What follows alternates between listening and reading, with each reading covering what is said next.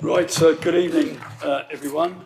Welcome to the first Finance and Future Development Committee meeting for this council year.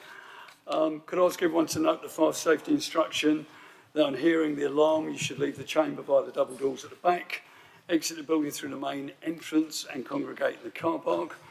Also, please switch off your mobile phones and turn any other electronic devices being used to silent. I'd like to remind everyone present this meeting is subject to an internet webcast recording where the proceedings are capable of repeated viewing. If you are seated in the public area of the council chamber, it is likely that your image will be captured by the recording cameras and result in your image becoming part of the broadcast. This may infringe on your human rights, and if you wish to avoid this, you should leave the public seating area of the council chamber and move to the upper public gallery. If members are for any reason not present for the whole debate on an item, you should consider and seek advice as necessary on whether it will be appropriate for you to vote on that item. And may I remind members to declare any interest when this item is raised on the agenda. Okay, so good evening. A warm welcome to new members of this committee. We have Councillor Bash. We have Councillor Godfrey. Welcome to the committee. And we try and run a constructive ship. We listen to people's views. May not always agree, but we treat people with respect and we try and move forward in a positive way. So I'm going to start with apologies for absence and Ms. Folkes, are there any apologies? Thank you, Chair. Apologies have been received from Councillor Worsfold, substituted by Councillor Fulcher. Apologies from Councillor Gareth Barrett, substituted by Councillor Gorton. Apologies from Councillor Hurst, substituted by Councillor Barber. Okay, thank you for that. As Councillor Worsfold has sent his apologies for this evening, please can I ask Councillor Munden to act as my Vice Chair this evening? Is that agreed? Okay, so Councillor Munden. You've slipped through, you've managed to make it. Well done.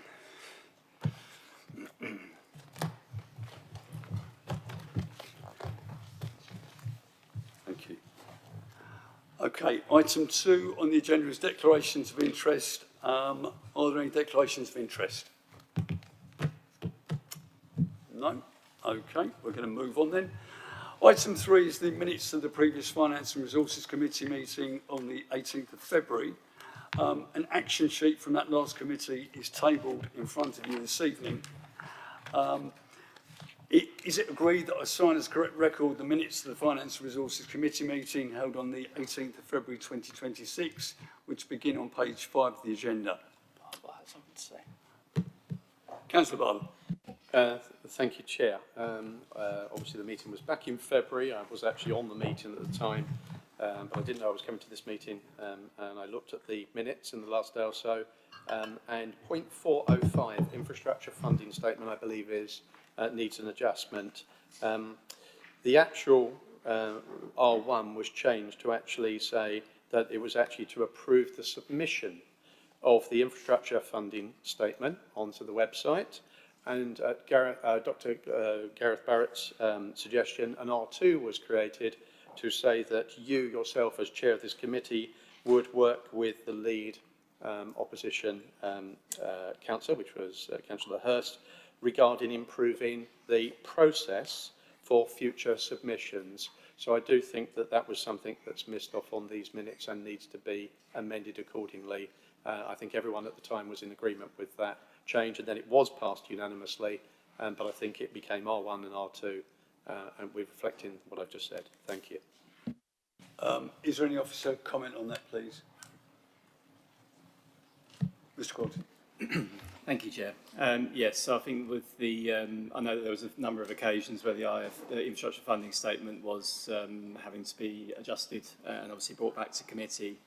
And certainly, obviously, going forwards, the intention is to ensure that there's kind of that due process and the quality of the report is improved, so that reporting will be picked up in.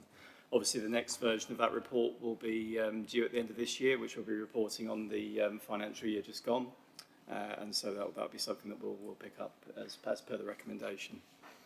Can we make sure that we go back and check the records and insert R2 and make sure R2 is inserted? And if that is the case, and then we can move forward from there. To clarify, and amend R1, so instead of delivery plan, it says funding statement. Councillor Hurst made great emphasis that the two are different. Thank you. No problem with that. Okay, folks. Yeah, we will do that. Okay. Happy to sign them subject to the... Yeah, subject to those changes. Happy to sign. Great. Yep. Okay, thank you. Okay, thank you very much. Thank you, Chair. Right, okay, we move on to item number 4, which is the Chair's update. There's just 3 points I wish to highlight from the Chair's report and then open up to questions. The first one is just on the Beyond the High Streets Grant Fund. Just really to all members, if you could spread the word to your colleagues, we are still able to offer grants to businesses in your wards, okay, who are looking for improvements to shop fronts and to their buildings, etc. There is a strict criteria. You can get details from the offices on that, but there is funding available. So if there's any business you think might be viable or might be interested, if you want to have a chat with the offices first, please do so. The second thing is the Brentwood Business Briefing. We're holding our 3rd one next week, next Thursday. If any members want to attend that, you're welcome to attend.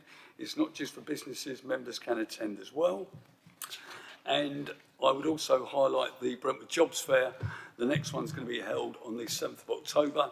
This is where we work in partnership with Brentwood Job Centre Plus.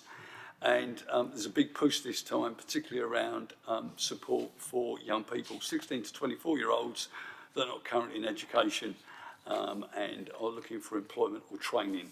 So we're going to be pushing very hard in that area. The other area I would highlight is on the local development plan update. The officers are currently drawing up an options paper on the local development plan, and we will be coming back to the committee in September with some clearer proposals. As you're all aware, the government are changing the rules on planning all the time at this moment, and we've had various things come through from on high, and the officers are basically looking at all of that in terms of how it impacts on Brentwood.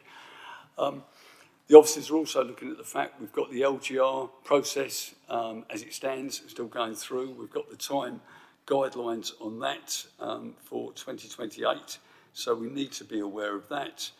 We're also very conscious of what's happened up at Epping, where their planning function has now got government involvement on their planning side of things, which is something we don't want happening in Brentwood. We certainly want to avoid that. So that's just a little update there. If there are any questions from members on the Chair's update, please ask. Thank you. Councillor Gordon. Chair, thank you very much. On page 13, the Challenge Henry audit, can I just ask how many businesses have been visited so far? You know, how much officer time has been spent on that and the associated cost, please? Thank you. I think at this particular moment in time, I think there are 2 businesses that have been visited. I think there is one that is in the pipeline. In terms of the other questions you raise, I don't know the answers to those, so we would have to give you a written response to that. But it is certainly something that this council is very keen to move forward on. It's been welcomed by the business community, and it will be something that we'll be raising at the business briefing next week. Thank you. Okay. Yes, Councillor. Thank you, Chair. Regarding the Beyond the High Street grant, given that less than half of it has been utilised so far, how confident is the Chair that the rest of it will be spent? How do we measure success in regard of what is spent? And I believe I was informed that literature would be available at this committee for the members to take away with them to distribute to their wards. Okay. Thank you, Chair. Right, the first thing is, this is an extension of the Beyond the High Streets grant. So we've already had a grant before, and we used up that money, and we allocated more money, okay? So I think we decided to allocate an extra 50,000. Now, if it doesn't get spent, it obviously goes back into the main finances, back into the pot, okay? So it's as simple as that. In terms of the leaflets, etc., they have been given to members in the past. We can ensure folks that Laurie Emerson is made aware of that, and she's aware that obviously there are members like yourselves, perhaps, who haven't had those leaflets, okay? But other members have had those in recent times. So we'll make sure that's done, okay? Because you need to have that awareness. And that should set out the criteria, you know, in terms of what you can and what you can't do. But if you've got any questions, have a word with Laurie. She's very helpful on that type of thing, and she can give you some guidance on that. Okay, but we want to make sure it's used as much as possible. What we did with this grant is we extended it. So to start with, it was Brentwood, Shenfield and Ingatestone, which was, if you like, the main Brentwood connected areas. What we wanted to do is reach out to the other areas of the borough, places like West Horndon, Huttons, yeah, because they weren't originally included. So there are businesses, and if you look at your neck of the woods out in Hutton, you've got Hunters Grove, you know, where there's a number of small businesses there. One or two of them have already applied for funding and have got funding, okay? So it's trying to reach out to them as well, okay? But we want as many businesses as possible across the borough to make the most of it, okay? So did that cover all your points, or was there another point? Well, I'm aware that the money's there, but it was about how we measure the success of the grant. What outcome measures do we use to measure whether it's benefiting the businesses and the borough? Well, I think it's, to a certain extent, it's subjective. I mean, we could either do it or not do it. It's something we're trying to do is encourage and work with small businesses. We believe it's something as an administration it's worth investing in. But in terms of the criteria, I can talk with officers what the specific measurement might be. But our view is to spread it as wide as we can and get as much support for it as we can. Okay? Councillor Fulcher. Thank you, Chair. I was going to ask about the paragraph there about the Brentwood Jobs Fair, and it's mentioned there's a further update on, is that prior to the 7th of October? Yes. Yeah, and I mean, after the job fair goes ahead, which is always an excellent event, do we receive feedback on the employment leads that were available for visitors to the fair, and training and successes of the fair? Yeah, we can certainly get that information. I know there has been information like that in the past. So it's something we've done with the Job Centre. We work with them on it. There has been information available, and we can widen the distribution of that so more members are available. When we have the meeting in September, we're going to be talking about the economic development strategy, and we'll be drilling down far more into the detail as to what support is going to happen for this 16 to 24-year-old age group. When we have the business briefing next week, we're talking to businesses about what grants are available. There are government grants available to businesses, particularly around apprenticeships. We're going to be talking about that as well. There's up to £3,000 per apprentice. We're going to discuss that with them. The other area we're talking to businesses about, and we have been for the last couple of years, is if you're a small business and you're a single owner operator, it's how you go from one person to two people, yeah, doing it legitimately, yeah, and all the issues that you face, such as obviously national insurance, pensions, holidays, etc., etc. Because for a lot of small businesses, that's a very, very big issue to come to terms with. How to go from one to two, because once you go from one to two, it's a lot easier to take on more people. But yeah, we'll try and get some more information out of that fair. If you wish to attend, or anyone wishes to attend, as a member of the council, you're very welcome to attend as well. Okay. Thank you, Chair. Okay, thank you. Thank you, Chair. First of all, can I thank officers for all the work they've done on the working group on the local development plan. What I would like to say, though, is that I think if you're not in that working group, the update on the local plan here is, okay, it's self-evident, it's correct, it's factually right, but it tells you no detail. It is the bare minimum that you could put in a report in terms of where are we now. I do think, and I would stress, that there should be an active opportunity for councillors to nominate green space areas across the borough for protection as part of any future local development plan, which may go into a level of detail which officers find annoyingly hard, a lot of work involved.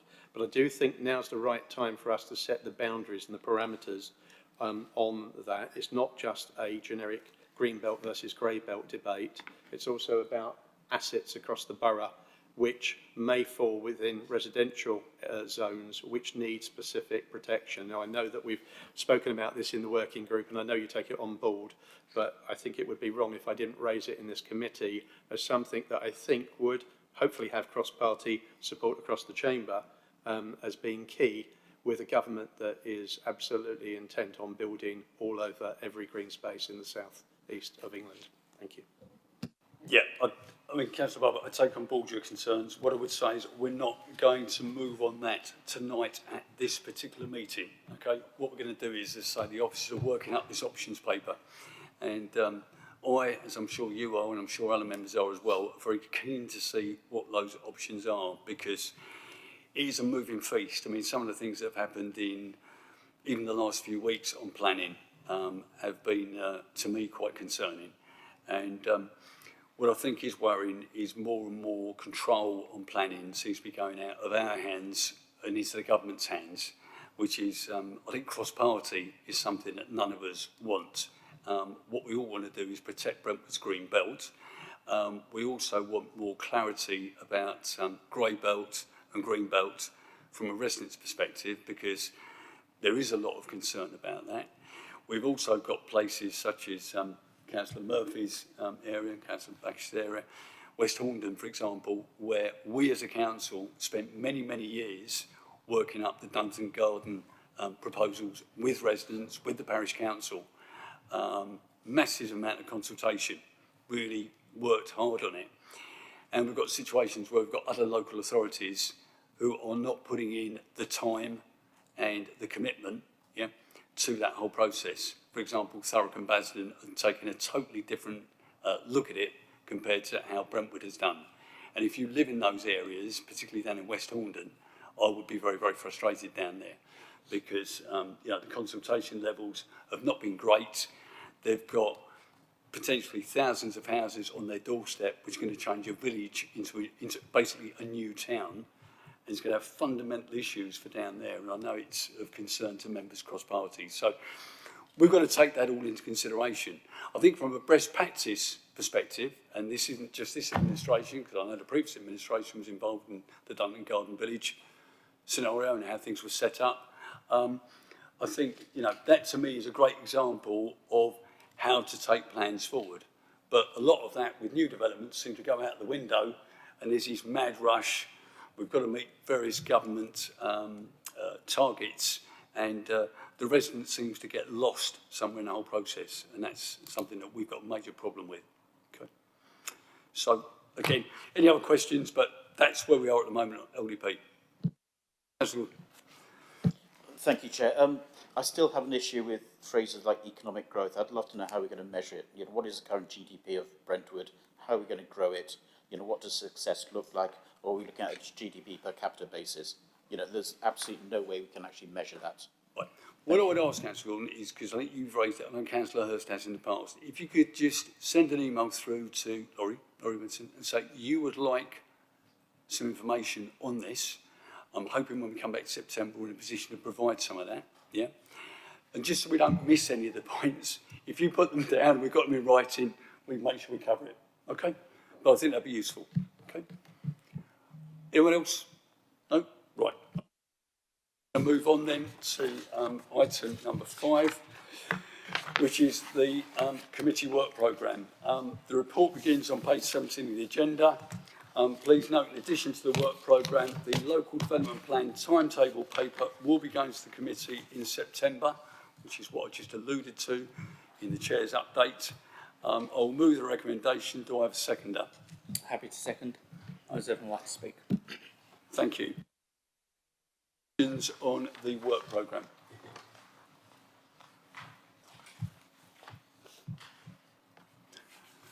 Just one update from me. We may have an extra Finance Committee meeting in March 2026, depending on the workload. We had one last financial year. Sorry? 27. Thank you, Councillor Gordon. Yeah, we may have another one in March 2027. So just be aware of that, but there's nothing being decided at this stage. Any questions on that? No? Okay, I'm going to move to the votes. All those in favour, please show. Okay, thank you. Item 6, unfortunately, the Revs and Beds manager from Basden is ill at the moment. This is the second time this has been cancelled, this presentation. The last time it was due to happen, he sadly had a car crash on the way to the committee meeting. So it's a bit worrying. It will be the third time we're going forward in September when we have the Revs and Beds presentation, but it will not happen tonight. It will be deferred to hopefully the September meeting. Okay, so apologies about that, but there isn't much we can do on that. We did ask if there was any subs, but there wasn't. So we're going to move to item number 7, which is the budget outturn report. This begins on page 3 of the supplementary agenda. Mr Dixon, do you have anything to add? Thank you, Chair. Initially, just an apology, there was a supplementary agenda item. We published the accounts on the 30th of June and then just had to do a bit of tidying up of the report, so it was a day late. But the 25-26 budget outturn presents the financial outturn and provides members with assurance over the Council's overall financial position for the year end. It covers capital, the HRA and the general fund, and happy to take any questions. Thank you. Particularly for new members of the committee, if you're reading through this report, you may have a number of concerns about slippage and reserves, etc., etc. This is the Q1 report. When you get to Q2, Q3, things have... outturn, yeah. When you move further on to the year, yeah, you get obviously a clearer picture in terms of where things are at, but as it currently stands, we have some slippage on the capital side of things, particularly around the HRA programme, and the reason for that is because we're waiting for various things to start. And in terms of our reserves position is quite healthy, but we have some very big schemes, the Brentwood Centre, the Battery Centre, also the depot, where we have obviously contingency funds to cover for that. So that's why we have that position there. So if we have any questions from anyone, we'll try and answer them, Ms Dickinson or myself. Thank you. Councillor Bache. Thank you, Mr Chair. I just have a question with regards to the underspend on capital projects. How is that invested in the interim period whilst awaiting allocation? Dixon. Thank you, Chair. So I mean, it's a bit of a positive story. If you don't spend the money, it stays as part of the cash position that the council has. So currently we're getting about 4.5% from the Treasury investment. So it's providing quite a good income stream. But ultimately, we do want to spend the money to invest in Brentwood Centre and in the housing for this HDP. But for now, it's currently earning the council quite a good return. Thank you. Okay. Anyone else? Councillor Coffey. Yep. Yeah, so actually on that, thank you, Chair. Can you actually split out the Treasury benefit from the underspend? Because obviously that's going to have to reverse as those slippages start to come to fruition. Can you reverse out, can you project what the impact of that will be on the cash flow? And secondly, would it be possible to have some sort of dashboard where we can see where those investments are made? So where does this cash get invested and how does it get invested? Thank you. Ms Dixon. Thank you, Chair. So that work's already happened, and we put it into the MTFS. So we forecast ahead with the spend on the capital programme and the reduction in income. There's a potential to capitalise some of that, so that should improve things, and there should be an income stream coming from the investment. So we've cash flowed that. It will adjust for slippage. And then there's a separate report, which actually doesn't come to this committee, it goes to Audit Committee, and that covers the Treasury investments, and that has a lot more detail, has the individual investments, and that should be in about a week's time, maybe 2 weeks' time. I think it's the end of July, there's a report. But I can send separately just an update as at the 31st of March, and then we have updates every quarter on the position and investments. Most of the investments are with other local authorities who do a bit of due diligence before we invest with them, but that's where we invest, and we generally have a fairly an investment over a number of different time periods to sort of map with the capital programme. Okay. Right, I'm going to move the recommendation. Do I have a seconder? Happy to second. Is anyone else wishing to speak on that item? No? Okay, thank you. I'm going to move to the vote. All those in favour, please show. Oh, yes, unanimous, Chair. Okay, thank you. Move on to item number 8, which is the corporate sundry debts policy. Report begins on page 23 of the agenda. Ms Dickinson, do you have anything to add? Thank you, Chair. Nothing to add. It's just an update of the current policy, and it's just for governance. So happy to take any questions. Okay. Could you just quickly remind us, why is it here? I know it was last reviewed in 2021. Is it just because we need to bring it back? Yep, the policy was due for an update and has to be approved at committee. Okay, thank you. Right, I'm going to move the recommendation. Do I have a seconder? Yeah, happy to second. Anyone wish to speak on that? Councillor Barber. Thank you, Chair. Can I, through you, ask the officers, because apologies, there's an awful lot in this pack today to get through for this meeting, and it may be there and maybe I've missed it.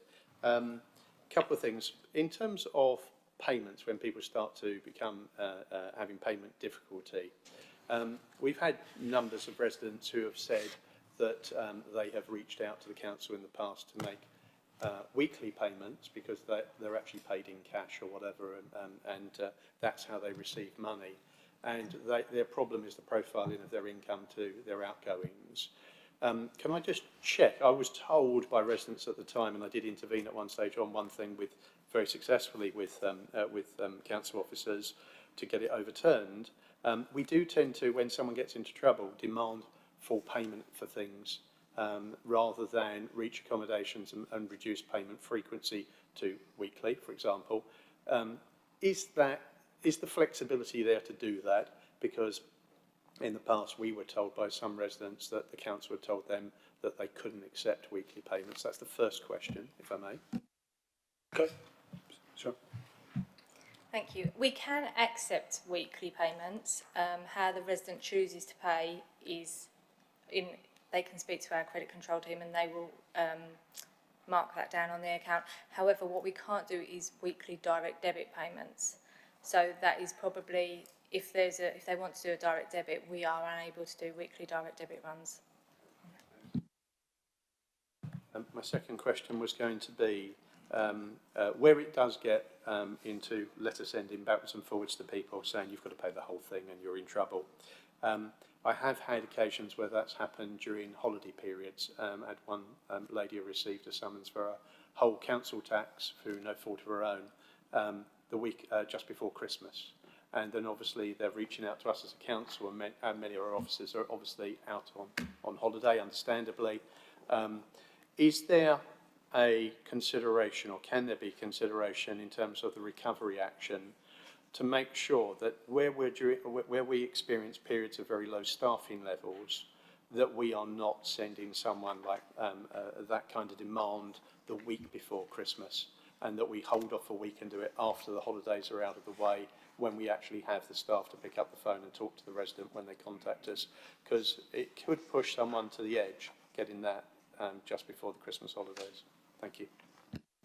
Any comment on that, officers? This policy in particular is talking regarding corporate sundry debt rather than council tax. So this is ad hoc invoices for, say, waste collection, trade waste collection, etc.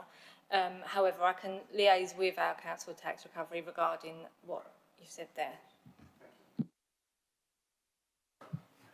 Anyone else? Oh, Okay, I'm going to move to the votes. I think I've moved recommendations. Yep. All those in favour, please show. Any against? Okay, that's great. Lovely, thank you. Move on to item 9, which is the budget setting guidelines. Again, I think this is particularly useful for new members, just to give some idea as to how we plan with budgets and what's happening.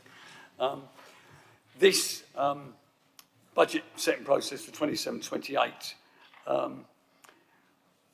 as it says in the report, reflects the additional context of local government reorganisation and the expectation at this stage that it could well be the final budget set under the council's current arrangements. That's where we are, unless we hear differently from central government.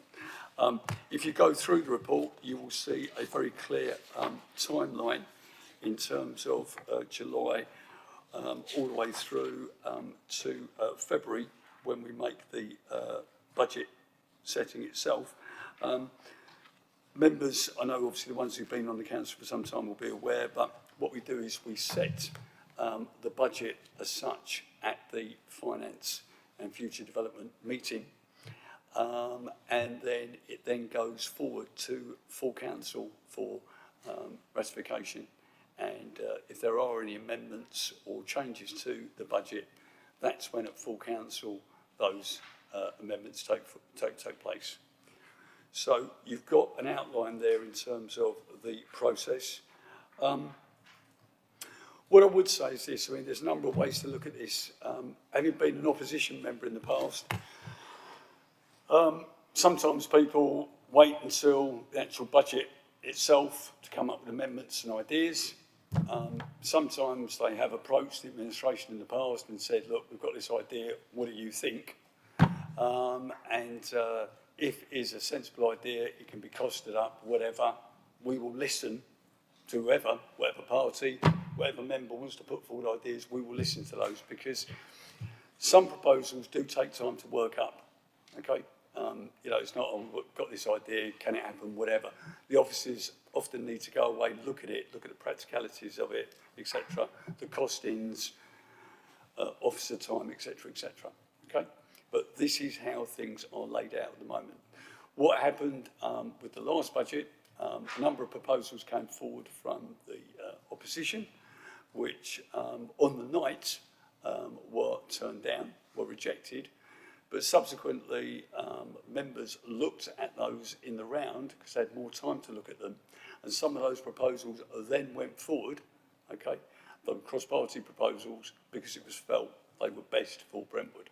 So I think that shows that certainly this administration, we do listen. I've been, as I say, an opposition member where, with the greatest respect to Conservative colleagues who are here at the moment, whatever amendment we came up with, didn't matter what it was, it got turned down, because basically we came up with the amendment, all right? What I'm saying to yourselves, Reform, Conservative, whatever, we will listen to proposals, okay? So you've got that undertaking from me, all right? So any questions, please?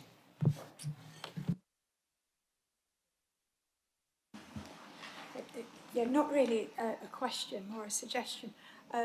Perhaps in view of accepting thoughts and ideas for budgets from both opposition and administration members, perhaps we could compile a form, a little like the planning referral form, that just sets out the criteria needed, that gives members that option. But I guess perhaps a point of information as well. Yeah. Thank you. Thank you, Chair. Okay, well, I know it's always a tricky one because, again, if I was an opposition member, I'd be thinking, well, if I raise an issue, it's very easy for administration to say, well, we're looking to do that anyway. Okay, so I do understand that. What I would say is, obviously, any item that comes up, it will come under a committee chair, all right? And it's entirely up to yourselves how people wish to play it. But my thought process always is, if you have a word with the committee chair and say, well, we've got this idea, doesn't need to be the specific detail, but we've got this idea, is it something that's being looked at, okay? And, you know, if it is being looked at, depending on the committee chair, they might give you more information or whatever, but at least it gives you an idea that something's being looked at. If you're coming up with something completely out of the blue, and we've had some very good ideas, and Councillor Barber will know this because some suggestions came forward last time, which with the greatest respect to the opposition, there was some good ideas in there. Pains me to say it, there was some good ideas in there, but I think it was accepted that they needed more time to be worked through. Okay, you couldn't just accept them on the night, yes or no, it needs to be looked at. Okay, so I think we can take that on board, Councillor Porcher, we can look at that. All right? Okay. Councillor Barber. Thank you, Chair. Yeah, I'd like to thank you. I think you have worked in a cross-party way in the Chamber as much as you can. Obviously, we're constrained, all of us. Wanted to first of all place on record our thanks to the officers for all the financial reporting and working with us in terms of budgets and amendments to budgets. They have to turn an awful lot of stuff around very quickly, and that is appreciated. It'd be wrong if we didn't flag that. And I think Councillor Forsha's idea of having a standardised process, I think, is a very welcome one. I think one of the things, if you're especially on the opposition side, is knowing how to navigate the politics of getting something to be considered by key decision makers and what's required in terms of making the line item available within the budget to do it as well as evangelising about whatever you want to put forward as a suggestion. But it is good. We have seen some movement, and I hope it would be reciprocated if we were in the administration side. Backwards, we should be working for the interests of our residents. I echo the comments that you make, and we'll be very happy to sit down with you and suggest some stuff. And if you want to make it yours, we're happy for that to happen if it improves the borough. I honestly don't care who gets the credit. We need to bring stuff forward that's good ideas across the chamber and then work with those as a council, because that's what our residents expect. Thank you. I think what I would say at this point is I know it's something I'm very keen on. I know members of the administration are, and I'm sure cross-party we are. We're all conscious of LGR. We're all conscious of the timetable of LGR. And if it happens, the impact it's going to have on our residents. And what we want to do is financially do the best we can for Brentwood residents before any final decisions are made. Okay, that will, I think, be all our intentions, because again, we are going into unknown territory. You know, we do know for a fact the government are, Mr Dickinson can, I'm sure, allude to this, but I think it's around about October, David, that the government are looking to put certain constraints on councils in terms of what they can do on their finances. And we're aware of that, we're fully aware of that. So I think when we come to the September committees, particularly the spend committees, you will see a number of areas where if we need to make financial decisions, we will be making them in September. So they're in train, yeah, they're in the system. So whatever the government comes up with going forward, we've already got those things moving, because what we don't want to do, the best way we can, is obviously be caught out and left in a difficult position. And it is tricky, you know, it's a moving feast. We're all in the unknown at the moment. At the moment, LGR is going ahead, could change, who knows. But working on the basis it is going ahead, and particularly from a financial point of view, we want to be as best prepared as we can be. Okay? Councillor Baksh. Thank you, Mr Chair. I noticed that the resident engagement is set for the 28th of July to the 31st of August, and that a review of the questions and the questionnaire will be carried out. Is that still going ahead, given that's in 20 days' time? It's still going ahead. Basically, what's happening is myself and Councillor Worsfold, we are talking with officers on that, okay, at the moment. The questions, what we're not looking to do is completely rewrite the questions, but we're looking at fine-tuning it. You know, are they relevant to where we are at the moment? What's changed, what's different, etc., etc. So there may well be some tweaking of those questions, but it's something that we've done in the past. I think we had about 1,000 contributions from residents last time round, and it is quite useful. I think one of the problems has come up, well, it always comes up, is what is the Borough Council responsible for, and what is Essex County Council responsible for? And I think that's one of the areas, Mr Dickinson, that we do need to make very clear right from the outset to residents. It's almost like two boxes. This is Borough Council, this is County Council. County Council, there's nothing we can do about that. That's down to the county. but on the borough, these are the areas you as a resident can have an influence on. It's also important noting, obviously, the amount of money that Brentwood residents pay to the borough in council tax. It's around about, I think, is it 9%? Maybe? 9-10% of the council tax bill. The rest is Essex County Council or the Fire Police Commissioner, yeah? But obviously a lot of money goes to Essex, and a lot of residents always ask us, well, where's the money going to? Quite rightly. And sure, Godfrey will get those questions. I always used to when I was doing the county council role. But it's an awful lot of money that comes from Brentwood to Essex. And I have to say, it's something I always raised, there's very little breakdown as to what's the money being spent on if you're a Brentwood resident, which is what people want to know. So maybe that's something you can follow up on, but it was always a bit of a mystery under the previous administration. Okay. So hopefully that answers the question. Any other questions at all? Councillor Godfrey. Thank you, Chair. And it relates partly back to the outturn report on agenda item 7, but given that interest rates didn't stay where most economists predicted they would stay, and that they've fallen, they didn't fall as expected. My question is really around the modelling of interest rates with relate to the new budget, or the forthcoming budget. How much of the benefit in the outturn was due to active treasury management with regard to interest rates, and how much of it was luck, effectively, as interest rates didn't move as expected? And how do we model that going forward? And what are the risk models that we use in that regard? Because had it gone the other way, the outturn report may have looked very different. Thank you. Okay, Mr. Dixon. Was it luck or was it your skill and judgment? Thank you, Chair. A little bit of both, maybe. Just as an example, as we got to March this year, we started putting in, the Treasury team started putting in positions to try and lock in those rates, because the direction of travel was that rates were going to reduce. And then something happened, and they didn't reduce, but we didn't put everything in there. We just put little positions, and that's the Treasury strategy, is that we try and lock in maybe 2 or 3 years, but have some short-term liquidity, do quite a lot of mapping to the cash flow and to the capital program, whether there can be that slippage. But we don't make big positions, because we're council. We're not going to take those big positions, and they're mainly on safe deposits with councils or in money market funds. So it's fairly low risk, but we do try and outperform in the same. I think it's about nearly 5% the return from last year, and money market funds they've bounced up a bit, but they're around about 3.9, maybe average 4. So there's a bit of maybe nearly 1%, which we call alpha or outperformance from those positions. If I may come back on that, so my question is regarding the budget. How do we cater for that had it gone the other way? So the budget's always set quite prudently, so we're always trying to outperform that. So normally the surplus would come, there would be an overachievement of income from Treasury.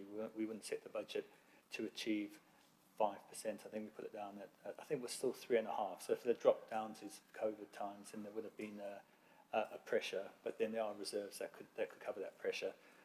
But that's the drive now, is to move from cash, which is generating quite a good income now, but potentially won't in future, to something that either provides a good income return or enhances the borough, which is what we're currently doing. What I would say is, again, particularly for new members, but when Childerditch was sold, and we obviously made a good profit on the sale of Childerditch, and the way that money was invested is one of the reasons we're in a position to do the work we're doing on Bay Tree, Brentwood Centre, and obviously the depot. So there was some very good work, if you like, done on that, and some good investment made. So made a real difference to the council in terms of driving things forward and having the funding to do that. So, okay, that was the information. Sorry, no, that was where we wanted 9. We've got the recommendation. Is that agreed? I think we got. Okay, I'll move the recommendation. Do I have a seconder? Yep, happy to second. Okay, is that agreed? Agreed? Yep, thank you. Item 10 is the workforce overview. Ms. Mann, before I come to you, just a question, because it was raised by someone. In terms of the information that we give out here, do we as a council have to give out this information?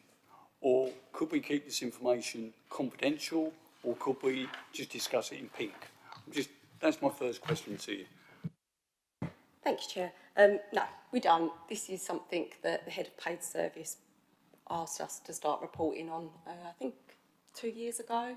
And we just think it's good for all members to have oversight on kind of what's going on in terms of the workforce, staff turnover, sickness rates, that overview. So that was the concept. So, yeah. Would you like to add anything to the report?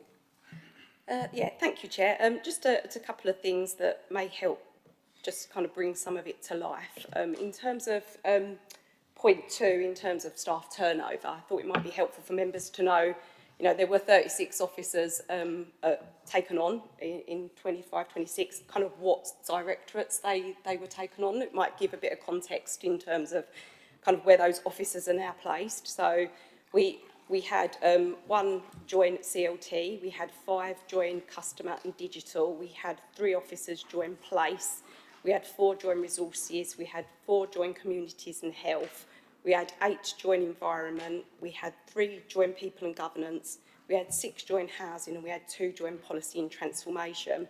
And then obviously on the flip side of that, those that left, there was 1 in customer and digital, there were 2 in place, there was 1 in resources, there was 1 in communities and health, there was 1 in environment, there was 1 in people and governance, and then there were 6 in housing. So just wanted to kind of share a little bit of more context in terms of starters and leavers, basically. Could you send a copy of that to members after the meeting? I I certainly think it'd can, be quite yeah. useful so we know where the additions have come and where people have left by department. It gives it a bit of a snapshot. Yep. Certainly That's can. great. Thanks. And then just a bit of, just to note that 3.4 should be from the 1st of April 2025 to the 31st of March 2026 in terms of the long-term absence.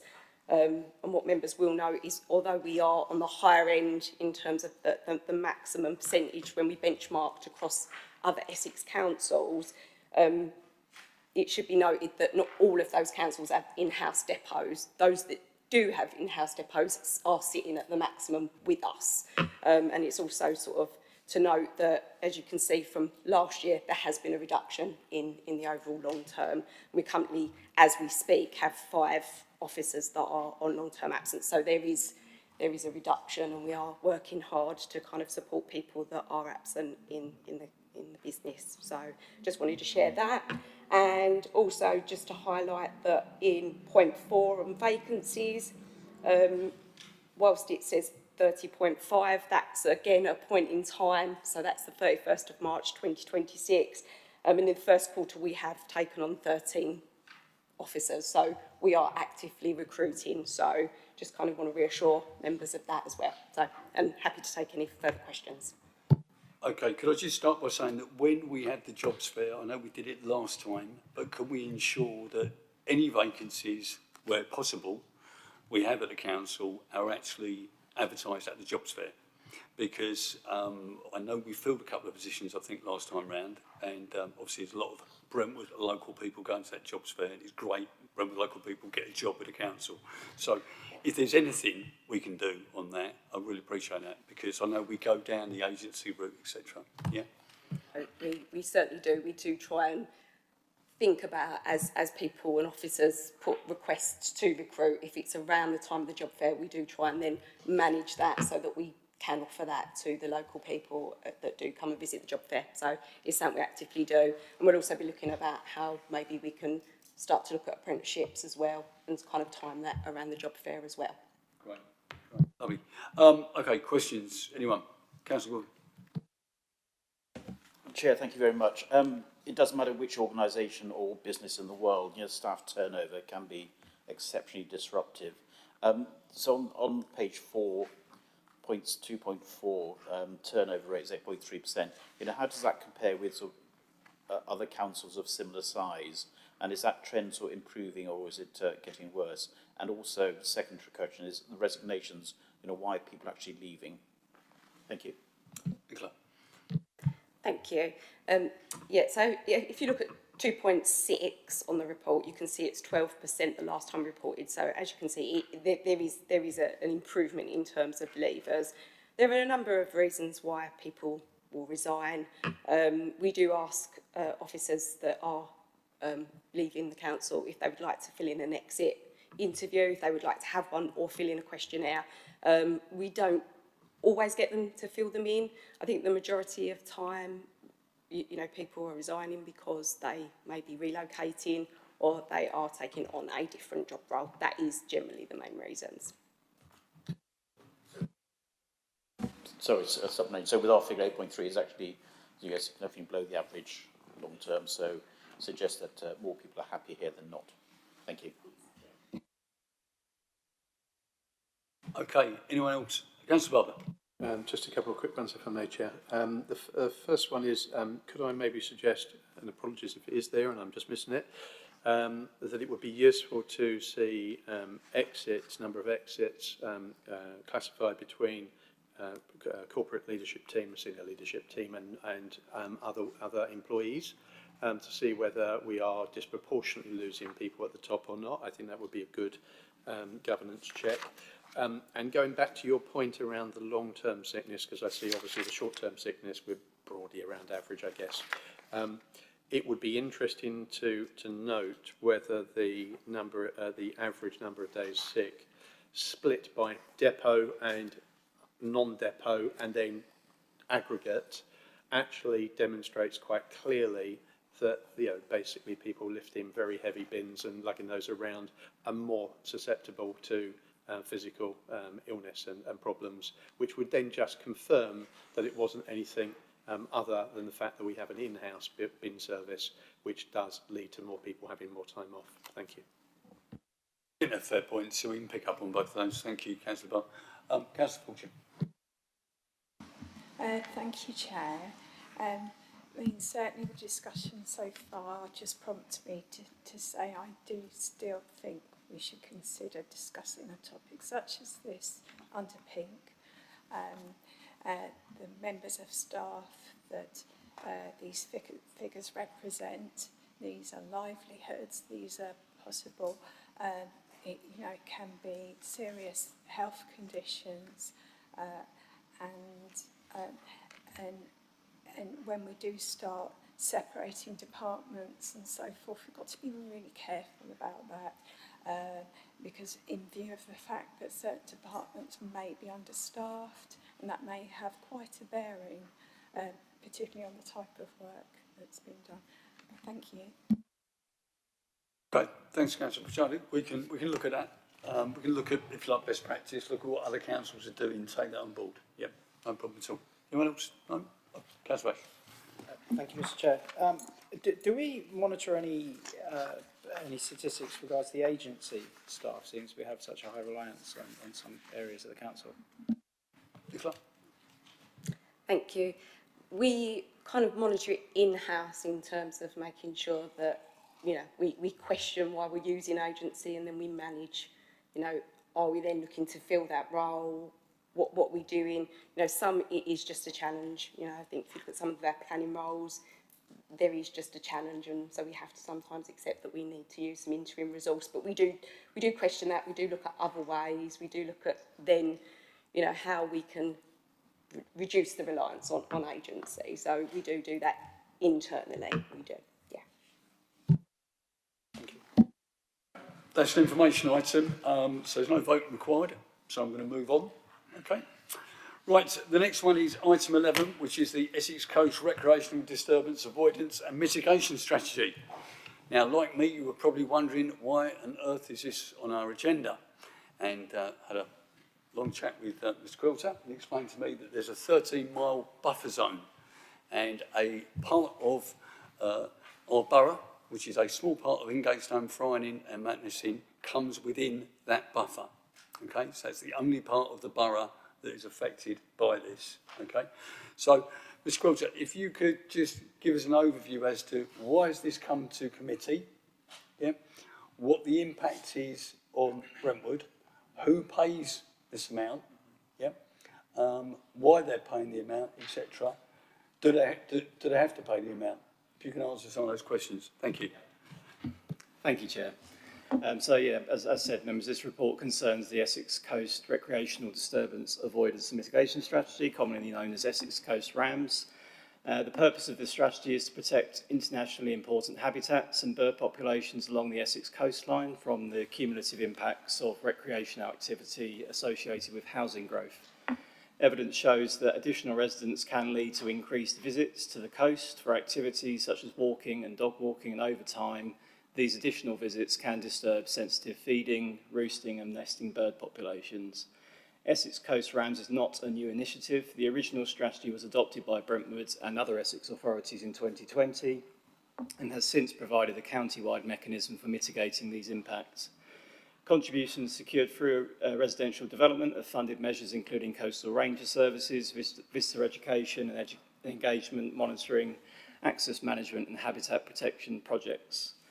The report before members relates to a review of that existing strategy. The partnership has updated the evidence base, including visitor survey data, reviewed future housing growth forecasts, and reassessed the mitigation needed to protect these internationally designated sites over the longer term.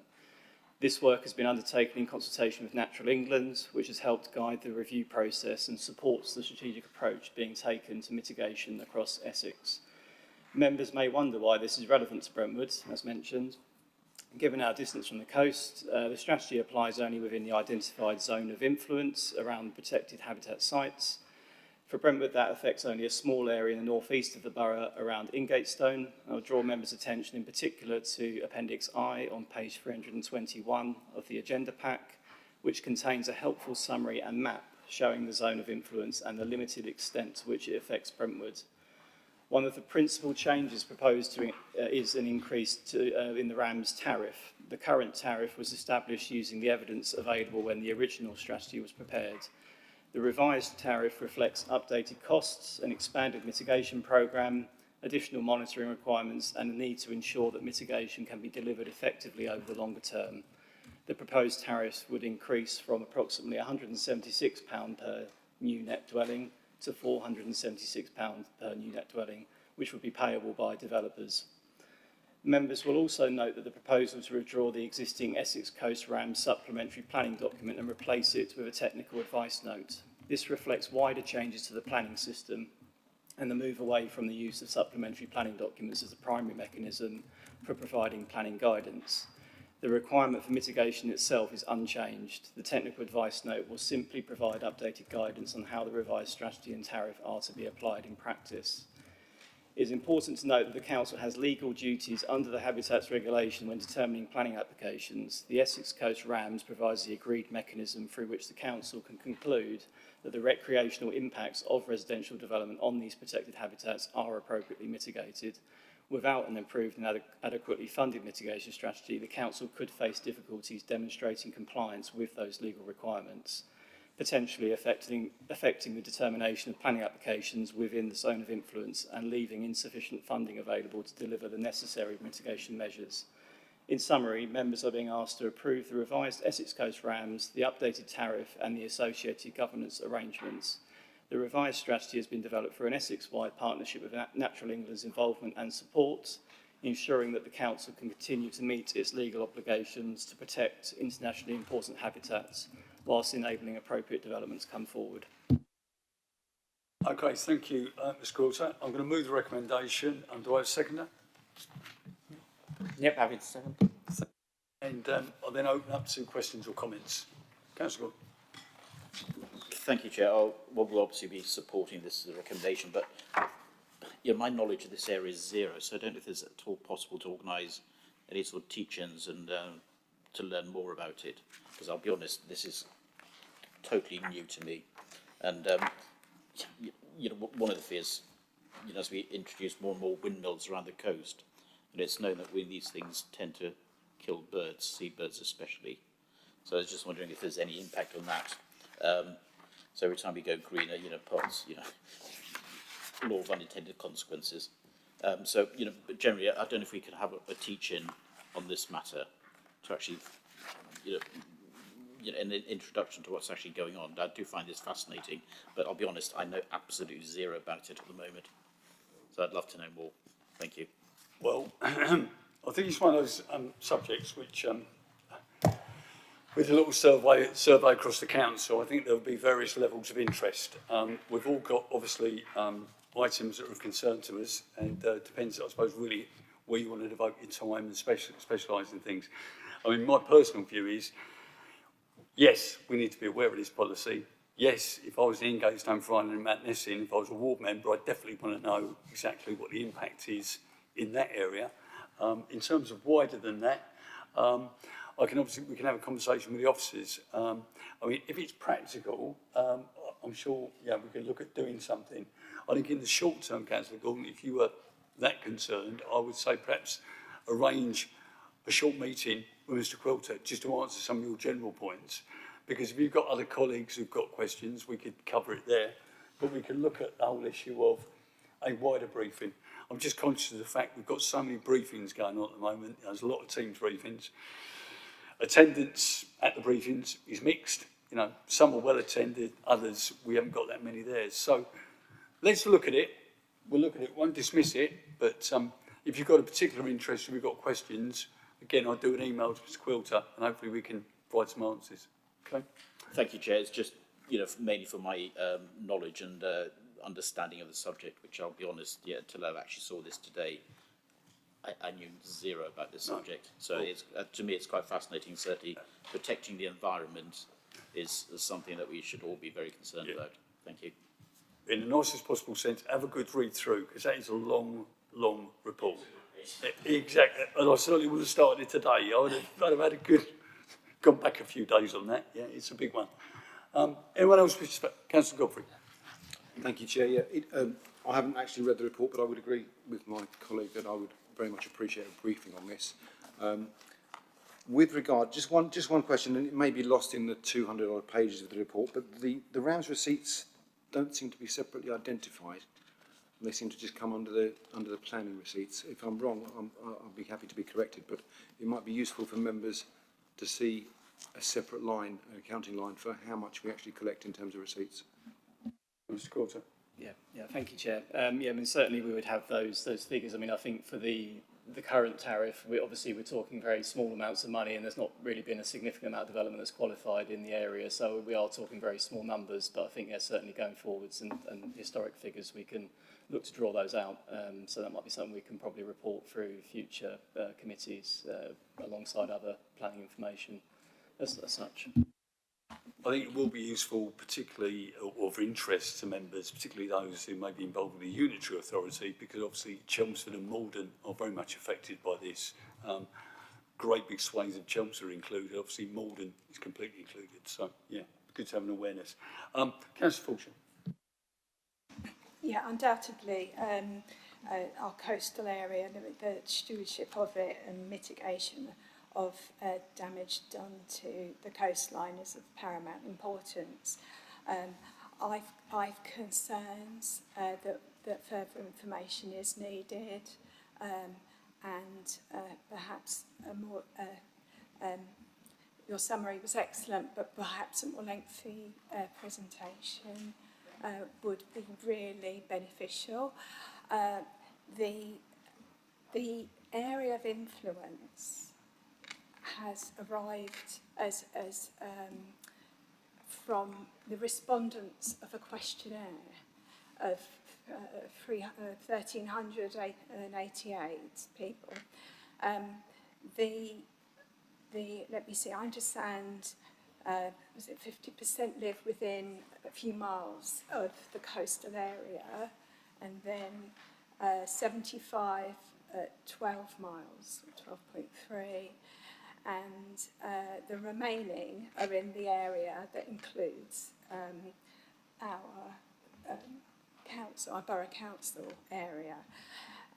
The charge for developers within all the housing, and obviously this suddenly expands the area in which the fee would apply, 475 developers per property.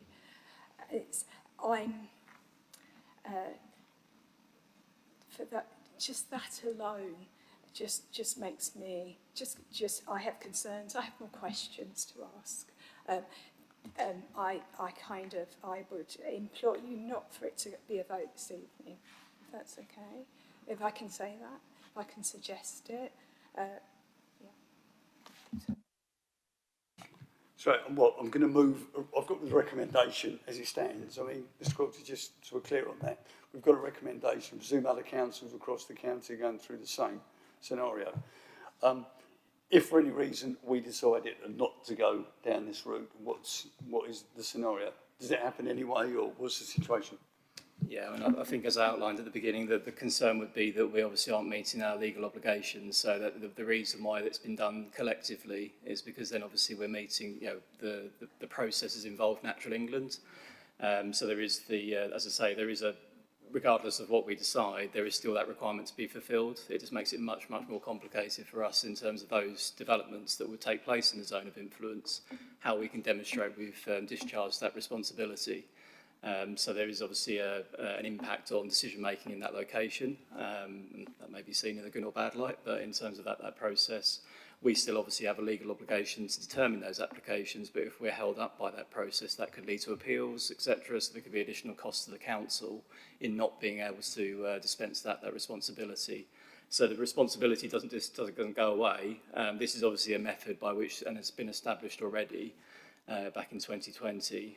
The reason why it's been increased in terms of that sum of money is because the period of time at which that tariff is covering is going from 20 years to 80 years.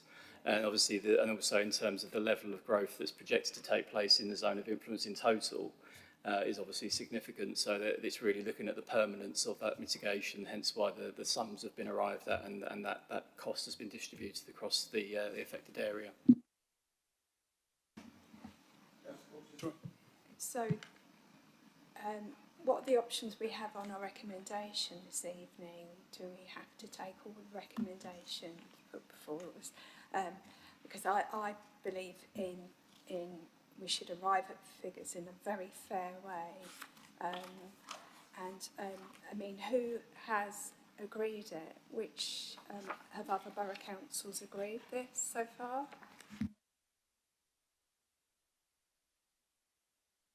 Yeah, so as I understand from colleague, Braintree District Council have approved that, and other councils are in the same position. Well, I know, for example, if Rochford are taking this tomorrow night, I'll be presenting that, so the same recommendation. Yeah, I think also another thing to emphasise is that I think it's very likely that if we, for example, were going to go down our own route, clearly we'd have to do a lot of work to work out what our own strategy is for a relatively small area.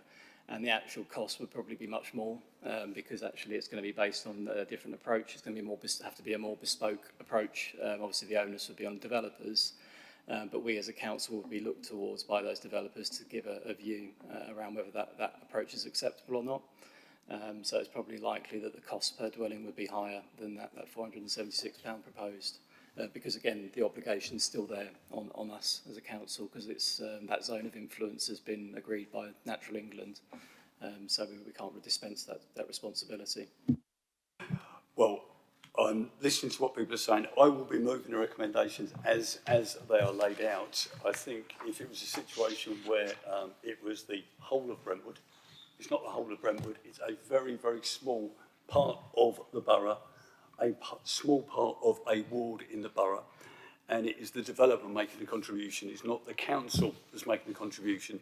So I understand the comments Councillor Fulcher is making. I think there is a need to have a greater understanding on this. I think some members will have more of an interest than others, but I think we need to have that briefing. I think that is useful.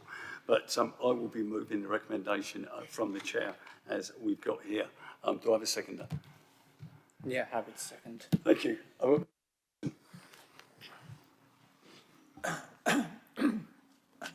Thank you, Chair.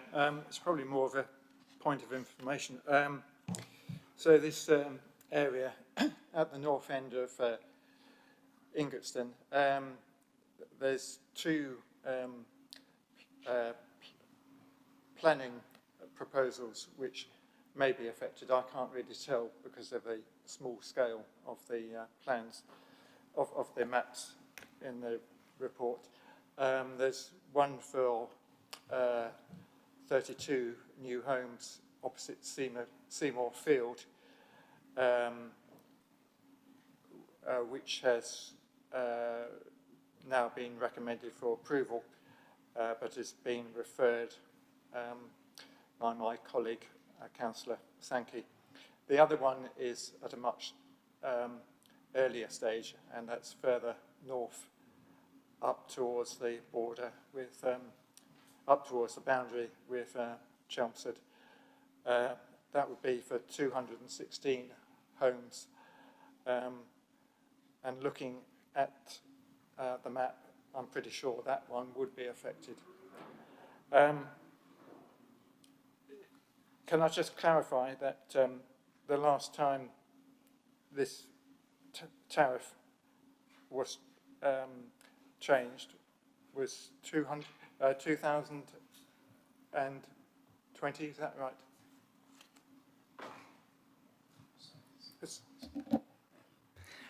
Yes, thank you. The last, or the first iteration of the tariff, which was the first time it was brought forward, that was adopted in 2020. So yes, that was when it was introduced. So, just going on the basis of what Councillor Gordon says, if it's what, sort of 250 properties, yeah, that's times 416, yeah, that's the sort of money that we're looking at. Yeah, okay.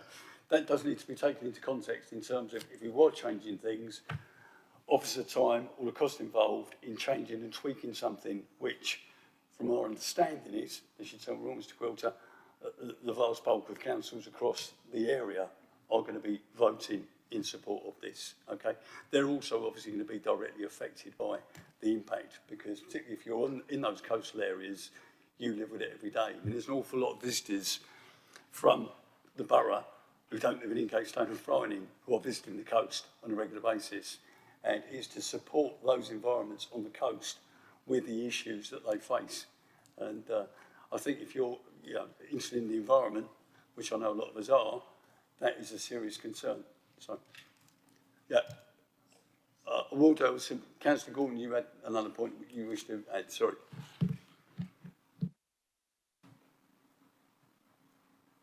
Yeah, and it's always charged at a flat rate per dwelling. It's not like Seal, where it depends on floor space. Yeah, that's correct. It's a flat fee, so it's on any net new dwelling. So that's the charge per dwelling that's created. It's the developer that's paying, it's not the borough council. Yes, that's correct. So we would obviously administer that payment. We'd send out the charge, and they'd pay the council. And then obviously it's done across Essex, and Chelmsford is the host authority for that. So periodically we will provide the sums that we've collected to Chelmsford, and then that's then worked on that strategy in terms of the expenditure of that to deal with that as a whole. Okay, thank you. Ms. Fulcher, did you come back again? Oh, certainly, just very briefly, just to say that no, it isn't about how important the coastline is to us. It's about a fee that's driven in a fair, and come to and decided in a fair way, in a way that's logical. And I have my concerns over that, so, which I did raise earlier, and I will have to abstain from this. Thank you. Right, I've got Councillor Bashir. Councillor Bax, thank you, Mr. Chair. If I may, I definitely echo some of the sentiments with regards to this being quite a lot to consider at this moment in time. What I would like to ask is what impact this would have on the development plan wider overall. Does it have any impact where we are more exposed on our development plan if we do pass this through, if it's used as precedent? In addition to that, in terms of that fee, how often is that fee reviewed? And then just in terms of Brentwood commissioning its own report, I appreciate what you say about it being extra costs, but do we know what those costs are to compare to this, to see whether it is something that we can consider on an informed basis? Thank you. Okay, Mr. Coulter, as far as I know, it doesn't have any impact at all on our local development plan. This. Yes, I mean, in terms of any costs, so in the preparation of the local plan, obviously we've got an existing adopted plan, there's consideration of what's called viability, financial viability, so the impact of what we're expecting developers to either provide, whether that be affordable housing, etc., the cost effectively on the developer and the ultimate profit margin of the landowner. So I think that the sums that we're talking about here, we're relative, I'm not saying they're insignificant, but they're certainly not going to be at the levels that we're expecting, for example, through community infrastructure levy, which we've got. And those have all been broadly tested with some headway on them anyway. So obviously, every site has its own circumstances, and then there may well be examples where developers may argue that viability is affected, but there's a process that they have to go through to demonstrate themselves why they think it is or isn't viable. And it probably won't simply be down to this item, it'll probably be other things like the provision of affordable housing, contributions to highways, etc. In terms of the, I wouldn't be able to hazard the guess on the possible costs, because obviously in terms of any work that we may need to do if we was going to do that, we'd need to understand the scope, really, I suppose. But obviously, like I say, we're talking about a relatively small area of the borough, but it's also a specialist area in terms of the expertise needed, the engagement with Natural England, which obviously has already taken place as part of these proposals, but we would need to do the same and satisfy Natural England that we've got something that is appropriate for our area. I wouldn't want to hazard a guess at the cost, but obviously, generally speaking, like consultants are pretty expensive, so we're talking in tens of thousands. It's not going to be minimal amounts of money. So I think it'd be broadly in that ballpark. Thank you. Thanks for that. Right, I'm going to move to Councillor Butt. Thank you, Chair. I think it makes perfect sense to approve this document tonight. It's very detailed, obviously probably too detailed. However, I think the legal consequences of not proceeding tonight would put this council in an unattractive position. We're blessed with some fantastic coastal environments around Essex, and I think that it's the cost of doing business, if you're going to build houses across Essex, that you actually do something to deal with some of the consequences of house building, travelling to various sites. We've all been to places like Oldley and Morden, Frinton. We all enjoy those environments and we need to protect them. So I think we should vote for it. Thank you. Thanks for that, Councillor. What I would say, just to all members, and I know we've got some people who are subbing tonight, and I fully understand that, is that with the agendas, obviously agendas are printed online. Now, there's some very long agendas with the appendix as well. If you want a hard copy, obviously speak to committee clerk. It will make sure you get a hard copy in your pigeonhole, because this is one of those ones, probably Councillor Gordon, I'd say, you'd certainly need, I think you can normally get hold of agendas at least a week before the meeting. You need to have really a good read through this, because great respect to members, I think a lot of the information we're after is actually in this report. I mean, it's a very detailed report. And I think we can have that briefing that we spoke about. But as I say, it's not just with this report, but with a number of other reports. We don't normally get reports which are quite as long as this one. We have had some long ones, believe me. But this isn't one of the longest. Anyway, I'm going to move to the vote. All those in favour, please show. Okay, against? Abstentions? Got one abstention. That's carried, Chair. That's lovely. Okay, thank you. Moving on, we come to item number 12, which is the terms of reference for the parking strategy group. This report begins on page 325 of the agenda. Just to explain, particularly to new members, we've had a lot of changes on parking over the last couple of years. We've got obviously the automated systems now, ANPR cameras in our car parks, and we've moved, if you like, parking into the 21st century in terms of taking Brentwood forward. And some of those changes obviously are bedding in place at this moment in time. We've now got very clear guidelines, if you like, in terms of the asset side of car parking is very much under the assets committee. So if there are issues around the car park as an asset, in terms of, you know, if it's got potholes in it, etc., that comes under the asset committee. What we're looking at is, if you like, the day-to-day running of car parks, how they operate, etc., etc. And the working group, there's a breakdown there. We've got 3 members of the administration, 1 from the opposition parties. The idea there is that we can have a sit down and discuss some of the key issues that are around, get some views across the table. At the end of the day, it'll be the administration that decide what we're going to do, but we will take on board people's comments and we'll try and understand those. In the past, we've had some quite clear differences on parking. Some people have wanted, you know, free-hour parking, this and that, etc., etc. We've all got our views on that. Those issues can be raised, but as I say, at the end of the day, if you're running the council, same with Essex, you have to make a decision, same as we have to here, and but we'll take on board people's views. So this is about setting up the parking strategy group. This is about the terms and conditions. Mr. Anderson, anything you wish to add? No, Chair, nothing further to add, but happy to answer any questions. Any questions? Councillor Barber. It's one very simple one. We're obviously destined to have an awful lot more house building across the borough, but I don't think the word capacity actually appears anywhere within the terms of reference. Could I suggest that we include that word somewhere within the scope? Because if we're going to grow the number of houses across Brentwood by 10, 15, 20%, or whatever it's going to be, if we don't actually address the fact you can't find a car parking space, then you know, we've kind of missed the point, and I would like to suggest it now rather than when we're in the working group in 6 months' time. Thank you.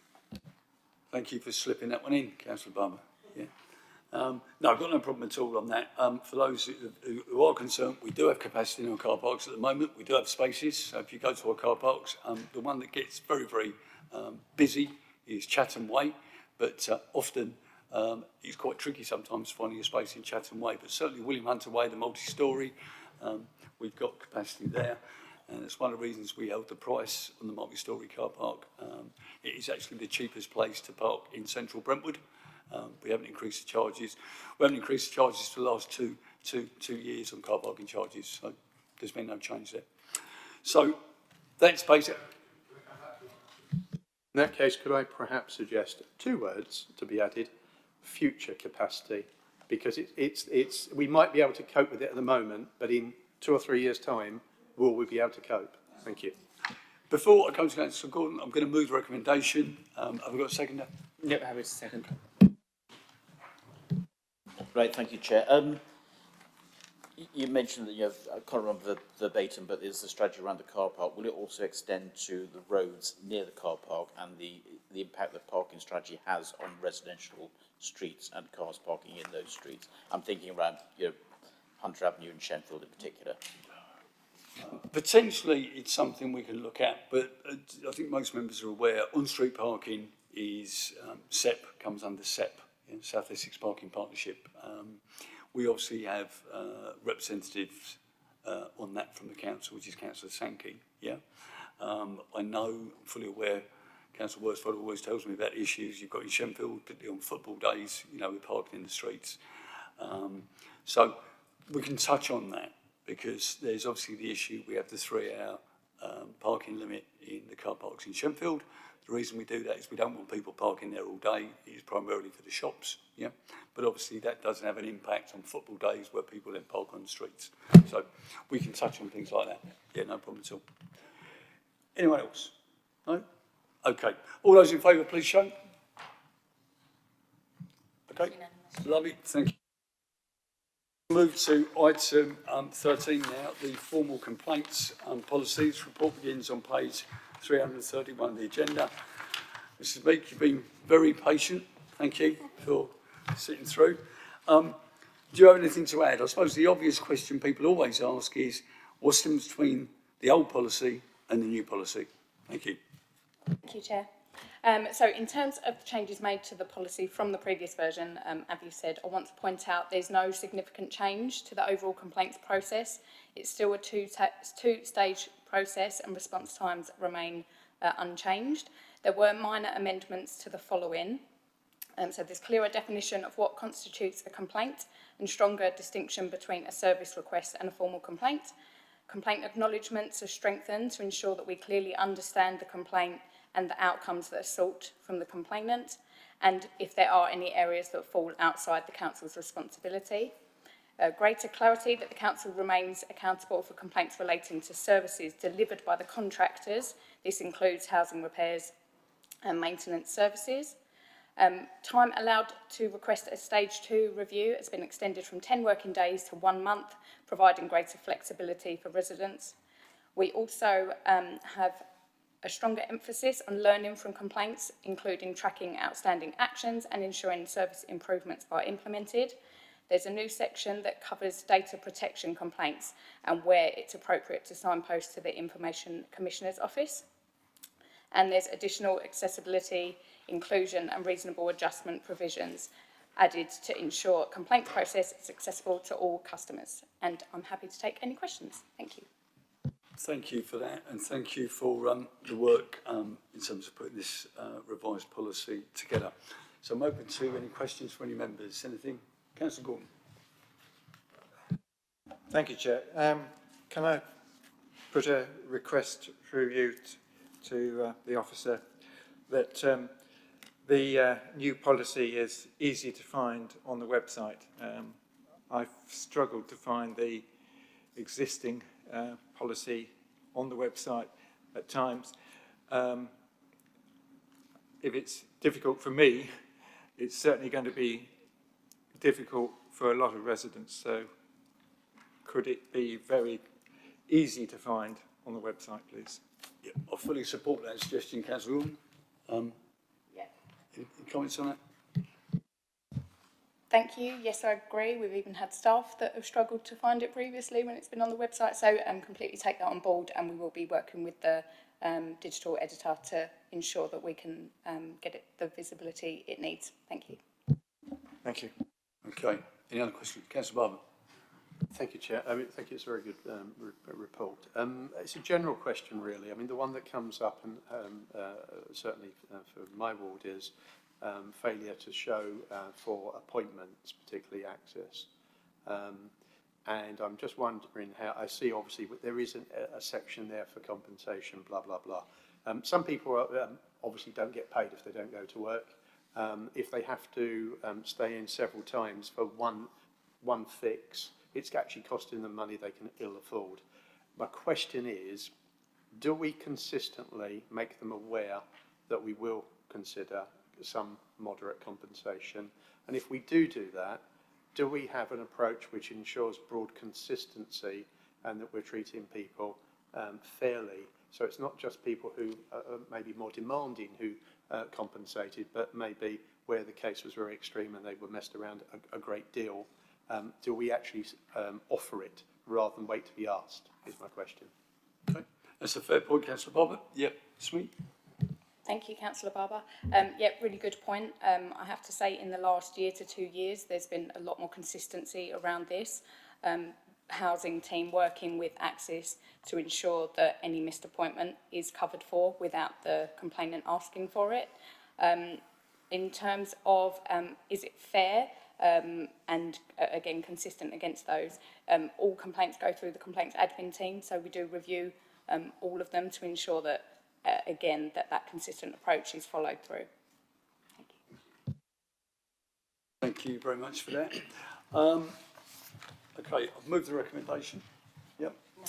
So I'm going to move the recommendation and do I have a seconder? Yep, happy to second. Okay.